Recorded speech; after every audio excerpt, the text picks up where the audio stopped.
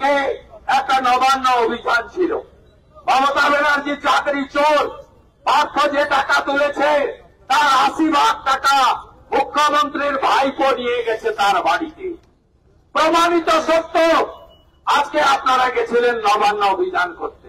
এই ধাপ্পাবাজ মমতা ব্যানার্জি আর তার চিটিংবাজ পুলিশ কি করলো দেখলেন?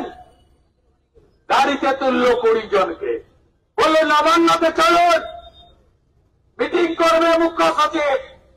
গাড়ি ঘুরে চলে গেল শিবপুর পুলিশ লাইনে, নবান্নতে যায়নি। মুখ্য সচিব ওখানে এসে মিটিং করলো। এই আন্দোলন থেকে মাকুদের বের করে দিন, পতাকা ধরতে হবে না, বিজেপির লোকের অভাব নেই। ২,৩৩,২৭,০০০ ভোট পেয়েছে বিজেপি। ২৬-এ ক্ষমতায় আসবে, ভোটার তালিকা পরিষ্কার হবে। কালীগঞ্জে ভোট হয়েছে, 2টো ক্যামেরা ছিল, ভিতরে একটা বাইরে একটা। গত বছর কি করেছে জানেন? লোকসভা ভোটে প্রত্যেকটা ভেজে সকালবেলা 8টা থেকে 10টা, বিকেলে 4টে থেকে 6টা, ৫,০০০ করে বুথে ক্যামেরা বন্ধ রেখে ছাপ্পা মেরেছে। আমার কাছে সব ডকুমেন্ট আছে, তাই ইলেকশন কমিশন ধরে ফেলেছে। এই রাজ্যের চিটিংবাজি ব্যবসা। তাই আমি আপনাদের বলবো, আপনাদের আজকে মমতা টুপি পরালো পুলিশকে দিয়ে, যাওয়ার কথা নবান্ন, চলে গেল শিবপুর লাইনে।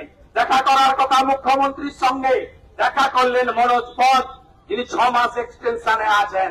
31শে ডিসেম্বর আপনাদের চাকরিও নট, বেতনও নট, আর মনোজ পন্ত ফট। অতএব আপনাদের কার সঙ্গে মিটিং করালো আজকে? এই আন্দোলন থেকে মাকুদের বাদ দিন। মাকুদের না বাদ দিলে আন্দোলন সফল হবে না। অভয়ার আন্দোলনকে নষ্ট করেছে এই মাকুরা, সেকুরা, টুকরে টুকরে গ্যাংয়ের লোকেরা। তাই আপনারা এই আন্দোলন রাষ্ট্রবাদীদের নিয়ে লড়াই করুন, আমরা আছি। আগামী 9 আগস্ট অভয়ার মা বাবা নবান্ন অভিযান ডেকেছে। অভয়ার মা বাবা দফা 1 দাবি 1, মমতার পদত্যাগ। আপনারা সাঁতরাগাছি থেকে এগোবেন, আমি ওনার বাবা মাকে নিয়ে রেড রোড থেকে আগাবো। ওই দিন আসল নবান্ন অভিযান হবে।